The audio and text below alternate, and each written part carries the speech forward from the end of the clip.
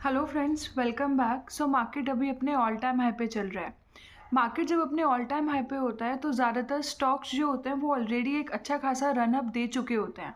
और सबसे बड़ा ट्रैप यहाँ क्या होता है कि ऑलरेडी स्टॉक्स बहुत ज़्यादा रन अप दे चुके हैं और मार्केट अपने ऑल टाइम हाई पे है तो वो रोज़ थोड़े थोड़े उठते हैं और फिर लोगों को लगता है कि अभी उसमें एंट्री करके आपको एक रिटर्न्स बना सकते हो।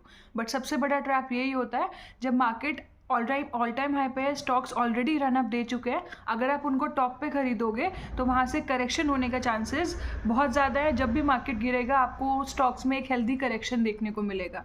तो स्ट्रैटेजी क्या होनी चाहिए कि मार्केट जब ऑल टाइम हाई पे है उस टाइम पे आपको फोकस करना चाहिए वो स्टॉक्स के ऊपर जो अभी भी अंडर वैल्यूड है, जिनमें अभी भी ग्रोथ के चांसेस हैं, जिनमें अभी भी वैल्यू जो है वो आपके लिए बची हुई है। तो आपको वैल्यू इन्वेस्टिंग के ऊपर ध्यान देना चाहिए और उसके लिए वैल्यू फाइंड करने के लिए, वैल्यूएशन कैलकुलेट करने के लिए कि कंपनी अभी ओवर वैल्यूड है या अंडर वैल्यूड है, हमारे पास एक बहुत इंपॉर्टेंट रेशो होता है जिसको हम बोलते हैं PE ratio, price to earning ratio.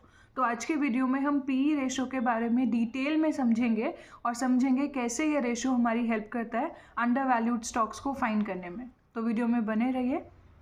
PE ratio का बेसिक फॉर्मूला, जैसा कि नाम सजेस्ट कर रहा है, प्राइस टू अर्निंग रेशो, मतलब फॉर्मूला होता है share price divide by earnings पर शेयर। तो पीई रेशो अगर कम है तो उसको जनरली हेल्दी माना जाता है। पीई रेशो अगर कम है तो उसका मतलब क्या है कि कंपनी की अर्निंग्स ज़्यादा है, स्टॉक का प्राइस कम है। तो आपको एक ऐसी कंपनी जिसकी अर्निंग्स ज़्यादा है, कम प्राइस पे मिल रही है, तो ये एक अच्छी बात मानी जाती है। इसीलिए जिन कंपनीज़ का पीई रेशो कम होता है उसको हम अंडर वैल्यूड स्टॉक मानते हैं और उसमें आप बाइंग करने का सोच सकते हैं। लेकिन ये इतना भी सिंपल नहीं है। अगर पीई का मतलब हम सिंपल लैंग्वेज में समझें तो वो ये है कि 1 रुपये अर्निंग के लिए आप कंपनी को कितने रुपए देने के लिए रेडी हो। तो वो कंपनी जिनका पीई बहुत ज़्यादा हाई है, ज़रूरी नहीं है कि वो ओवर वैल्यूड हो, क्योंकि पीई कहीं ना कहीं आपका डिपेंड करता है फ्यूचर अर्निंग के ऊपर। तो अगर कोई कंपनी रेगुलरली बहुत ही ज़्यादा जंप शो कर रही है अपने प्रॉफिट्स में, अपनी अर्निंग्स में, तो उसका मतलब क्या है कि फ्यूचर में भी उसकी अर्निंग इसी पेस पे ग्रो होंगी और इसीलिए मार्केट में जो इन्वेस्टर्स हैं वो उसको हाई पीई देने के लिए रेडी हैं। तो आपका फोकस पीई के साथ साथ कंपनी की अर्निंग्स के ऊपर भी होना चाहिए। अगर कोई ऐसी कंपनी है जो काफ़ी हेल्दी अर्निंग्स पोस्ट कर रही है, लगातार उसकी अर्निंग्स में एक मैसिव जंप आपको देखने को मिल रहा है year on year, quarter on quarter, तो वो एक हेल्दी साइन है। और ऐसी कंपनी का पीई अगर हाई भी है तो आप उसको ओवर वैल्यूड कंसिडर नहीं कर सकते। ऑन दी अदर हैंड, अगर कोई ऐसी कंपनी है जिसका पीई बहुत कम है तो आप एकदम से जंप करके उसमें इन्वेस्टमेंट नहीं कर सकते, आपको उसकी अर्निंग्स पे भी फोकस करना है। क्या पता उसकी earnings year on year, quarter on quarter decline कर रही हो, या फिर अर्निंग्स में कोई सब्सटैंशियल ग्रोथ ही ना हो, इसीलिए मार्केट उसको, इसीलिए इन्वेस्टर्स उसको उसका पीई नहीं बढ़ा रहे। करेक्ट। तो आपको पीई पे ध्यान रखना है और उसके साथ साथ आपको अर्निंग्स पे भी ध्यान रखना है। अगर आपको कोई ऐसी कंपनी मिलती है जिसके अर्निंग्स में लगातार ग्रोथ है, अर्निंग्स में एक सब्सटैंशियल ग्रोथ हो रहा है year on year, and at the same time वो अंडर वैल्यूड भी है, उसका पीई भी बहुत कम है, तो वो आपके लिए बेस्ट बेट होगा।